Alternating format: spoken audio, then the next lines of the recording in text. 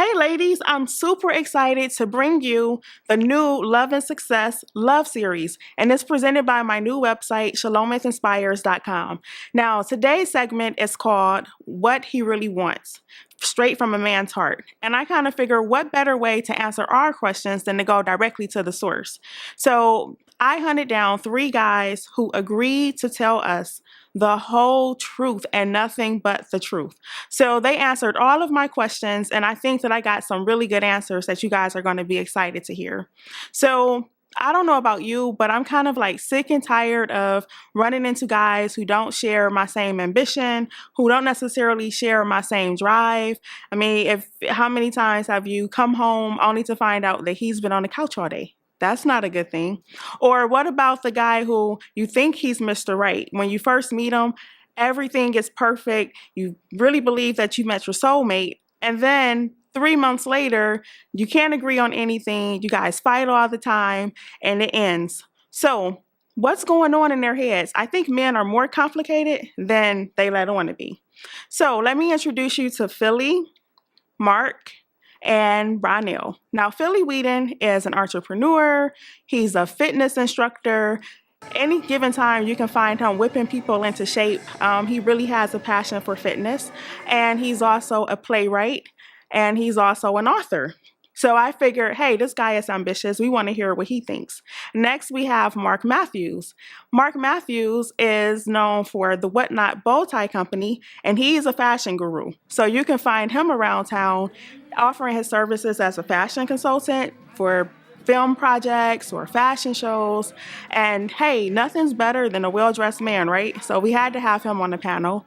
And then last but certainly not least, we have Ronell. Now, Ronell Lee is actually a personal trainer at the gym that I'm a member of. And the reason I chose him is because the level of mental grit and the level of discipline that it takes to achieve what he has achieved physically, I think that kind of carries over into other areas of life. So like if you see a guy and he's in shape, that kind of tells you that he's disciplined or that he's focused. So I'm super excited to bring all of these guys to you, and let's head over to the interview and see what happened.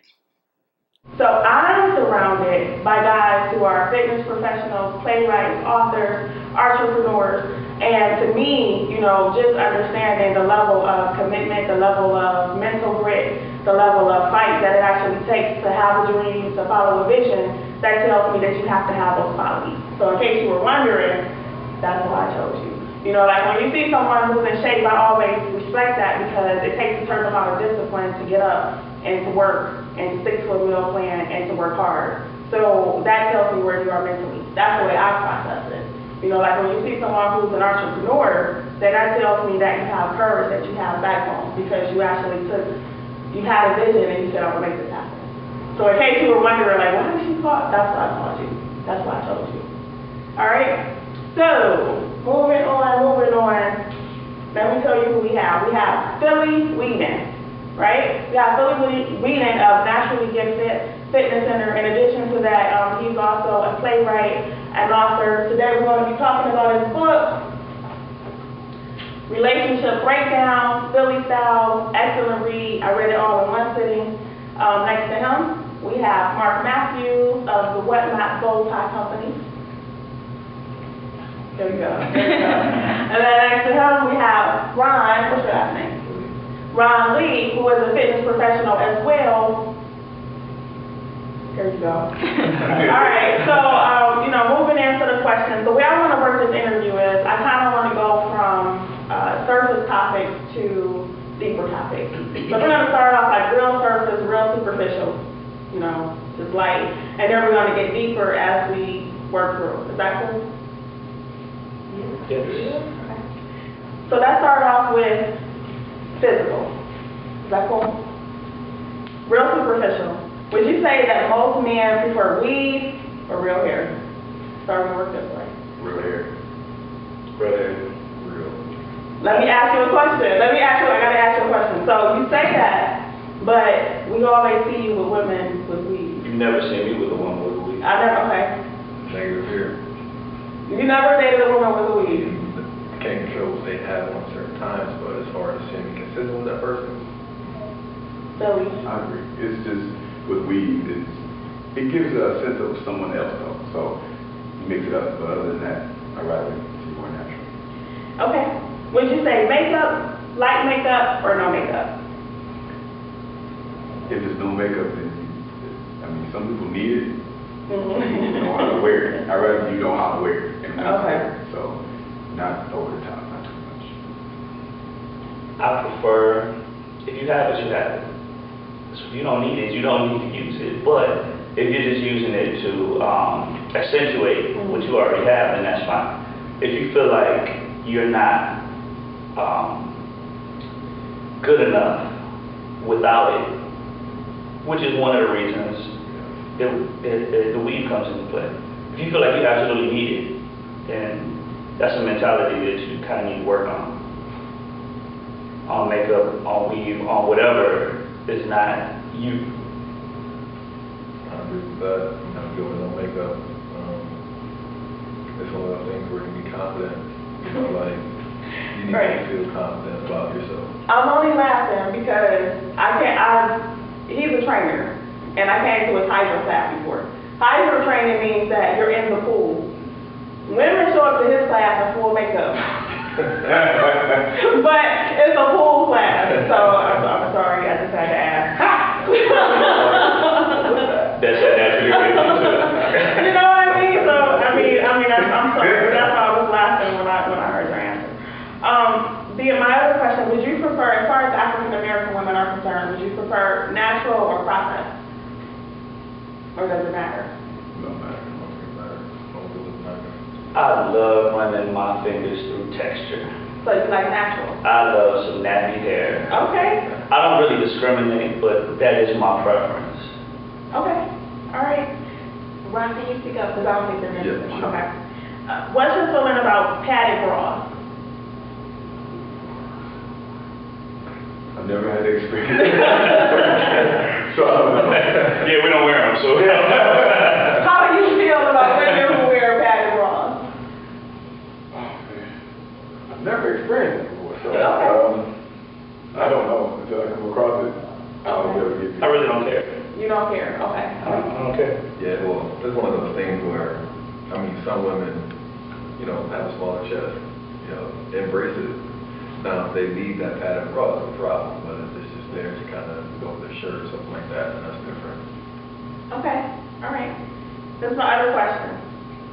How are you affected emotionally, right, when women wear like extreme girdles? We're talking about extreme girdles, extreme body shapers, and then you get into an intimate moment and we pop out like a can of biscuits or something. Like how does that actually? Have you ever had that experience? And if you had, how were you emotionally? So you never had that experience with someone had on. If you did have that experience, how do you think you would respond? Disappointed. You'll be disappointed. Yeah, I think that I probably would be disappointed. I mean, I used to sell girdles, so, but. And you used to sell the girdle on girdles, wasn't it the body bag? Yeah. It takes like 2 people to get you in there, right? Yeah, I had some sore knuckles put in. Right. I would be a little disappointed though if they weren't just real with it.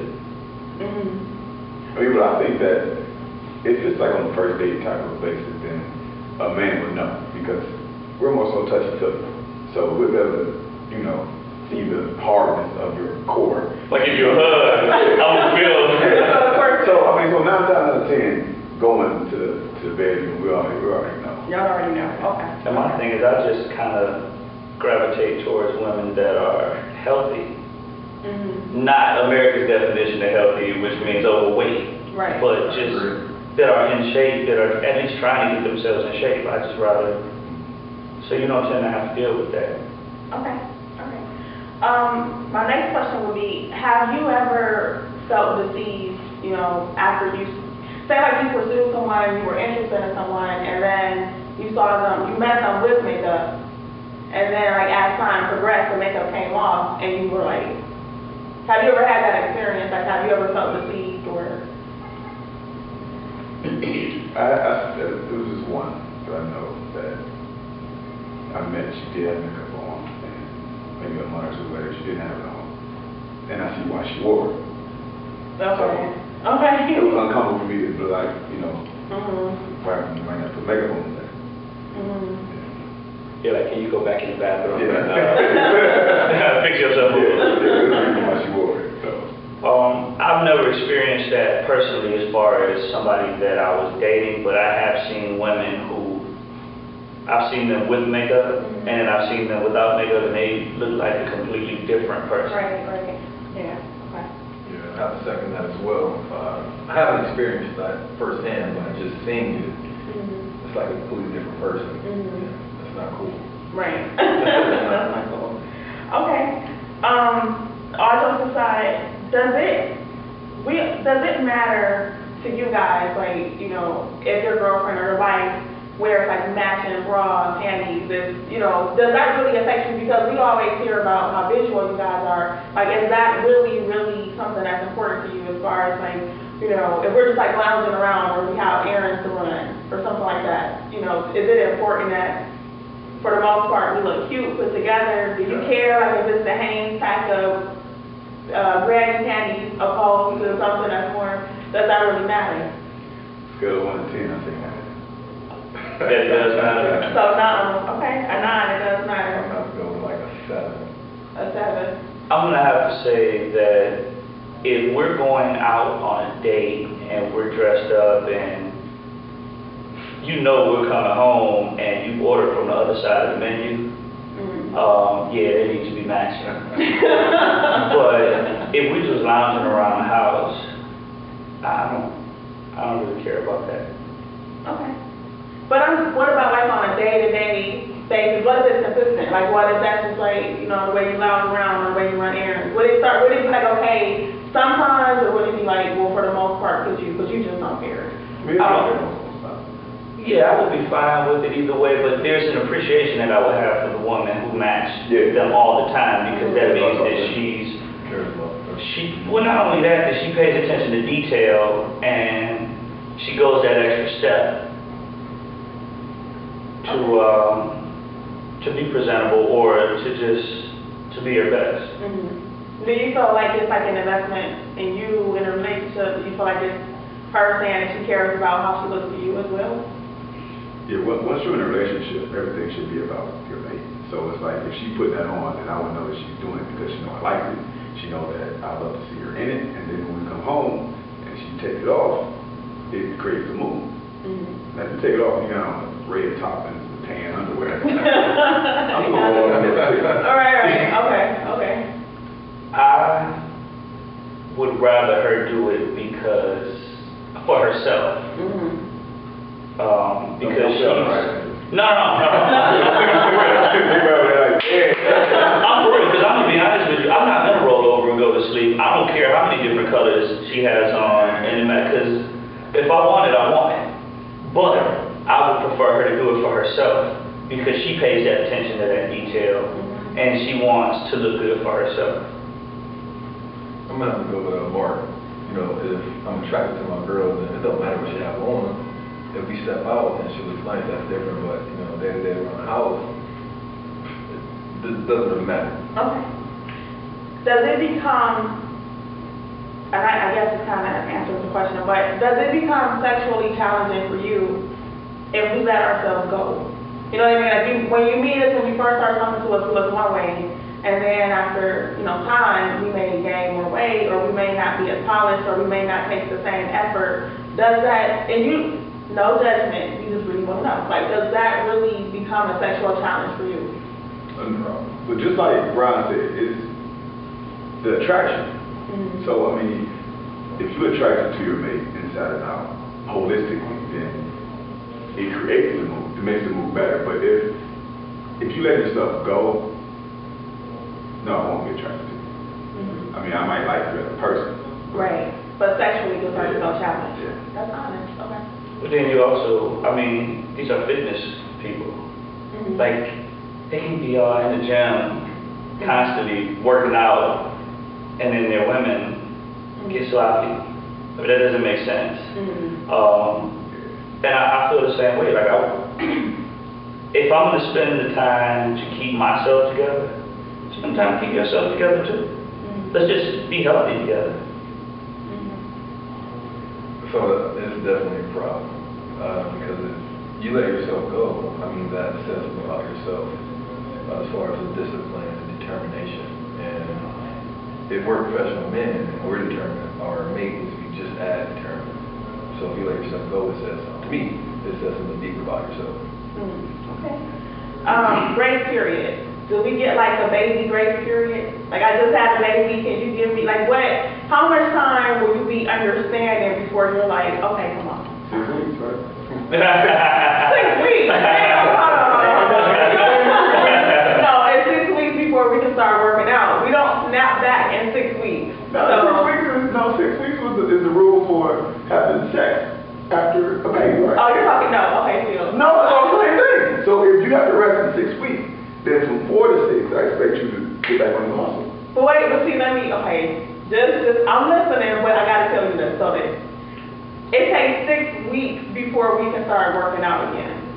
You get what I'm saying? So it takes 6 weeks before we can safely start working out again. So, okay, the first 6 weeks, approximately 2 months, you're dealing with it.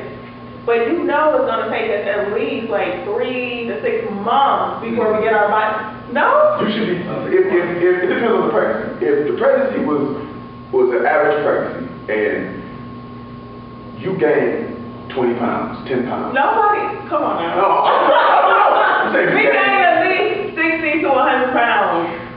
I don't know. We gain 40, okay, I'll say, we gain 40, 50, that's real. But after the baby's gone, Right, but after all that, you gotta give us time to. No, you as a person, you should know how I feel about you already. You should know that as soon as that happens, that you don't want to see yourself like that. You Right. should be like, well, so then after, you have to start at home. So when you have the baby, continue to eat healthy. Continue to do the things that's necessary without doing the physical interaction of jumping up and down and running and working out. Mm-hmm. And then in the 6 weeks, I'm holding your hand like, let's go. We got a babysitter, we got all this. Right, I understand that, but I'm asking you, how long? I got a good answer for you. Okay, okay, right. Okay, so what you're saying is 6 weeks is like the okay to start working out. Right, that's what I'm saying. Like, I'm going to be satisfied as long as that person is in a pursuit. yeah, But as long as the person is taking actions to kind of get better, I'll be happy. If it takes you 6 months, then that's okay, because just because you get the 6 weeks clearance doesn't mean you're mentally ready. I mean, when you have a baby, you're going through so many different things, so many emotions, and you make you stressed out where you don't want to do anything. So if you take that first initial step, then I'm happy. but that's right. See, that's when all I'm asking is, okay, I feel what you're saying. Because you're saying, like, look, hustle, work. I get that. But what I'm saying is, how long do I have to get my body back? Like, how long would you give me to get my body back? Oh, no, because it's a process. So That's what I was asking. Because I thought you were saying, like, my body had to be back in 6 No, weeks. no. And I'm like, when no. are you going to start the process? It's the process. Right, okay, we're clear. Because I'm like, I don't think, okay, that's 40 it. pounds. Right, that's what I'm saying. It's a process. Like, It's a process. 6 months. I wasn't saying 3 or 6 months to start. I was saying to get it all the way back. Okay. Long Okay. as you start. Sorry. I'm like, he's hard. I know you're a trainer. All right. Is it possible to be in love? Is it possible to be so in love? And I think we already answered this, but is it possible to be so in love that looks don't matter? So that sounds like a no from all of your answers. It sounds like it matters. I'm not saying that's a no. Yeah. Okay. What are you saying then? You want to take that first? Or you want to take it? With me, I've been through so much. I've been through trophy pieces. Mm-hmm. You know, like the trophy is headaches. You know, I have attitude problems. They don't last so long. Yeah. And so I'd rather have it inside and out than to have it outside again. Because with the outside, I've been through all that. Mm-hmm. I don't care how good you look, how you treat you. You know what I'm saying? How are you as a person? So if you have a personality that we can connect, then that's more important to me now. You know, as I get older and dealt with all the experiences, I'd rather have the connection first. But the looks, I mean, of course it's a checklist. You're not going to be bottom of the pole. You're going to be up there. But you're not going to be on Lisa Ray or whatever. I mean, whoever is like, oh, she ugly. She might be ugly to you. You know what I'm saying? But to you. Yeah. So, I mean, I'd rather have it inside. Yeah, there are really beautiful women as far as their appearance goes that are jerks that make them really ugly. And there are less attractive women that become beautiful because of the way they act, because of their personality. So if we vibe and you treat me right and we have that connection, then you don't have to be drop dead gorgeous. Just be cool. I want to ask you to read the question again. Okay. My question was, is it possible to be so in love that looks don't matter? You like that? Let marinate a little bit. So again, it depends. Meaning, like you said, so in love. I could care less about looks. You know, like we ought to realize that the nice looking people to society are probably the worst in the world. Bad attitudes. But as far as like, let's say, being in love with my mate, and over time they start to, let's say, not care about themselves and they look deteriorate, then I have a problem with that. Okay. But if it's something that's out of their control and something just happens, if I met them and they look the way they look, then that's fine. But if I meet you and you look a certain way, then I'm going to expect you to focus on it. Okay. So I think that kind of answers my next question, but I still got to ask it, because if you want like a little bit, a snippet of, you know, what happens inside of an all-woman, all-girl conversation, we have one question that we got to get an answer to, because we talk about it, we debate about it, we flip out about this, but I think if you kind of answered it but still go into it. Everyone wants to know, why is it that if you are dating someone who you are attracted to, okay, and you know she's attractive by general standards, she pretty much has herself together, and then when we see the person that you leave her for, or we see the person that you cheat on her for, and she is busted, we talking like gutted. We all had that conversation of like, you left me for her? Or, you know what I'm saying? Or we've all had our girlfriends be like, he left me for that? So, come on, what's going on? Please tell us, what are we witnessing? What's happening? First of all, if I cheat on you, it doesn't really have anything to do with the person I'm cheating with. It has to do with the state of our relationship. Okay. There's a void in our relationship that needs to be filled. And when someone cheats, they're just looking to fill that void. Mm-hmm. Now, that person just superficially may fill that void. If you fill that void at home, you don't ever have to worry about somebody going out to cheat. But, okay. Unless that person is just a straight up jerk and it cheats on everybody, then you need to choose wisely. But why? Before you let yourself get But I'm just to that saying, like, why is it so often? I'm telling you, like, a lot of times the other woman is busted. I mean, like, for real. Like, she's really gutted. So in that instance, like, what is that? Is it that? Because maybe she says yes. Okay. We also just said previously that about the looks. Mm-hmm. You know, if that person is busted to you, we may see something that's a highlight about that person. I mean, you got some cats who will come out there and just smash anything, but then, like me myself, there's gonna have to be something that I'm attracted to. That's why you make that move. So when you say busted, you women may see busted, but we may see. Y'all may see teeth. Some of that is perception through the eyes of jealousy. No, this is genuine busted. Well, a man is not going to cheat to replace. Okay. When women cheat, you all cheat to leave because there's an emotional connection. You have to have an emotional connection to cheat. Men don't. We see something. Okay, I suppose that's another day. There's two components that goes into cheating, which is opportunity and willingness. The opportunity to cheat is always available. You have to want to do it. So if I cheat on you, I'm not cheating on you to replace you or to leave you, because it's just something that's temporary right now. When you all cheat, you're cheating for somebody bigger and better than what we have and who I am. We not doing that because we cool with what we have. I'm cool with you. It's just that right now, I need a break from you. I need to have this 10 minutes of time. Because like you said, it's peace. Like when I cheated when I was married, when I cheated, the person that I cheated with, I did not want to be with her. But when I went over there, she cooked, she had food for me. She didn't talk to me. Like it was all like I was just like, man. She did the stuff that the wives did to get you. In the beginning, yeah. I didn't want to leave her, but I cheated on her. But I mean, if it came down to it, they both stand in front of me like, who would you pick? I would tell her to move. Because I want my wife. In your book too, you talk about the adrenaline rush. Because that was interesting to me. Because you did say in your book that that a lot of times it's just like the adrenaline rush of and the ego boost of knowing you can get away with it too. Sometimes that. Yeah, I mean that's cheating. Period. Cheating is the sense of knowing that you can. I mean, no one wants to cheat to get caught.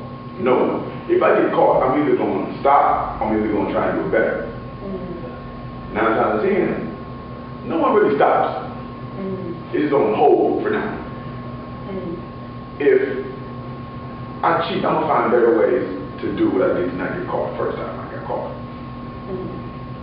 Now, I'm not gonna say all. Some people do understand that I should have did that. I'm wrong. Everybody know they're wrong when they're doing it. There's no way out of that. I was wrong when I talked to her. I was wrong when I gave her my number. I was wrong when I went to that place. So it's always steps leading up to it. And as an adult, as a mature adult, you know what you're doing. You know what you're doing. So when you do it, you're like, that's why everybody feel bad that they do it because I shouldn't did it. So if I get caught, it's like, I'm sorry, babe.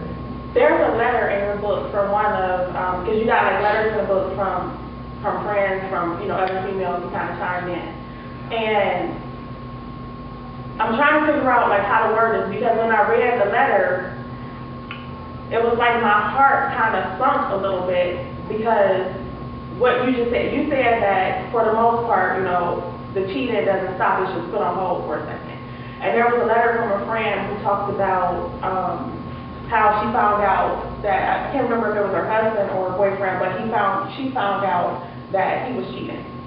And she called off the relationship, I don't know if you remember what letter I'm talking about, but she called off the relationship, and then he like fought, and he begged, and he pleaded, and he did everything to get her back together, and the resolution of the letter was that she went back because she could tell he was really sorry. And when I read that, I was kind of like, you know what I mean? It was kind of like, I felt a little bit unsettled about it just because I've been in a relationship before, even though it was like, I was young, it really don't matter. But I'm just saying, what it taught me is that, and I caught somebody cheating, right?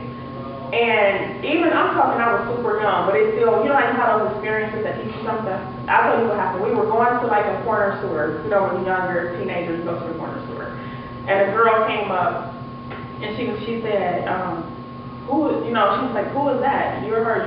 And she basically called him out and said that he had been caught. So now the three of us are standing there. He never ceased to lie about it.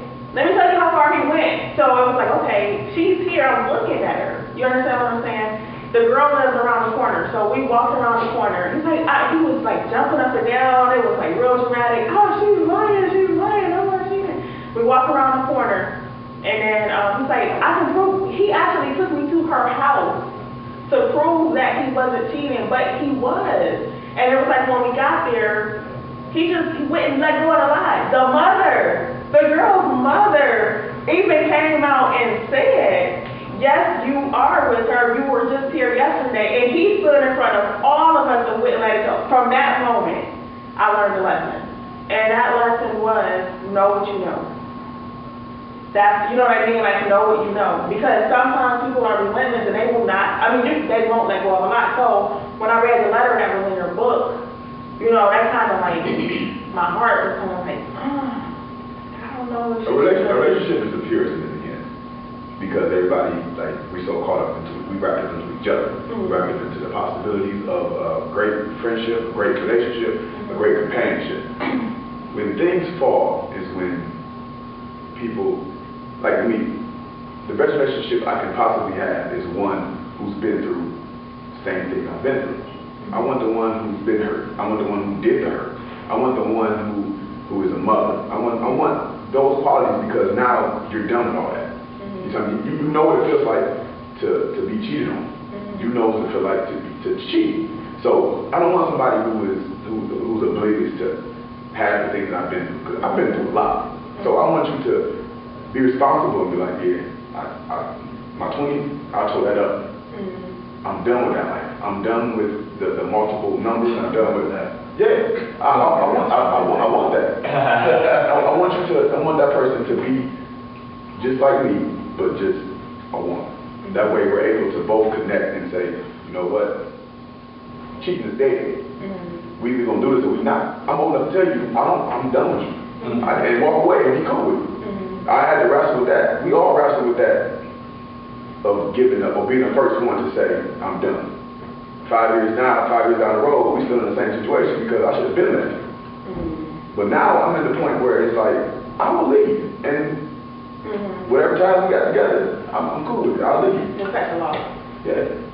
Quick. So, we talk about cheating pretty much. And my thing is, I used to think that way. I want somebody who cheated in the past, did this, did that, scratch that, because it doesn't matter what that person's been through, it starts in here, you know what I'm saying? So, me personally, I don't want anybody that's been through what I've been through, because everybody don't come out the same way.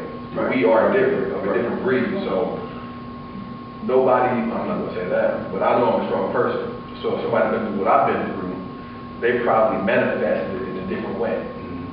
So I want somebody who's got a pure heart.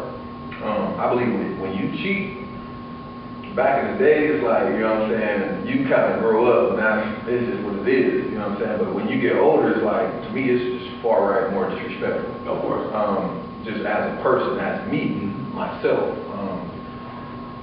it's so easy to just cut off all drama when you recognize the first signs, you know what I'm saying? Like, because when you see it, you recognize it, boom, you cut it. But you said one thing earlier, you said you cheat, you learn how to get better, or you just stop, or just put on hold. I gotta disagree with that part because, again, like as you get older, you just get more wiser. And if you get more wiser, it's like, don't even Hopefully, personalize. Right. Yeah, well, like you said, it depends on the situation and how you came out of it. Because some people, like, it's like, men have an addiction to comfort. So it's like, I want somebody to like her, I want somebody to like her, I want somebody to like her, I want somebody to like her, just to say I've been with somebody like her. You know what I'm saying? A Chinese or Oriental or Asian, whatever. I want to be with somebody with big butt, no butt, big chest, no chest, all that. Just so I can say, I did it. Or I can still do it. You see what I'm saying? It's when you become mature in your experiences, is when you realize what you have in front of you. You're like, I'm cool with all that. You know what I'm saying? They say in your 20s you're supposed to experience everything in the world. You're supposed to go out clubs until 6 o'clock at night. 6 o'clock in the morning. You're supposed to sleep with everybody. You're supposed to have the worst years of your life in your early 20s. I was married in my early 20s. I didn't do all that. I did it through my marriage. But no, I see what you both are saying. But I think what Philly is saying is that, okay, now I'm at the point where I've done all those things and I just don't want to do it anymore. So what I took from what you said is you want somebody who have done all those things, have experienced all those things, and just wants something better. Just doesn't want to do that anymore.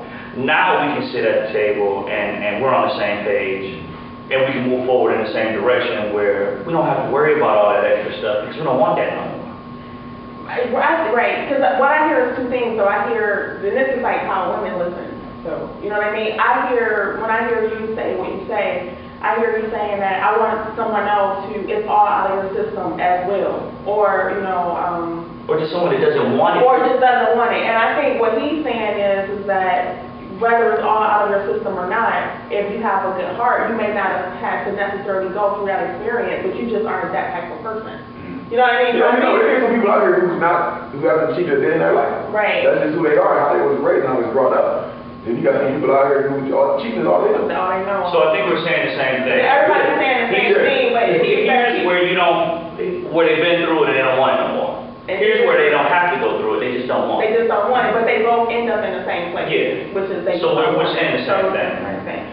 I want to go through, I want to go through the phases of a relationship.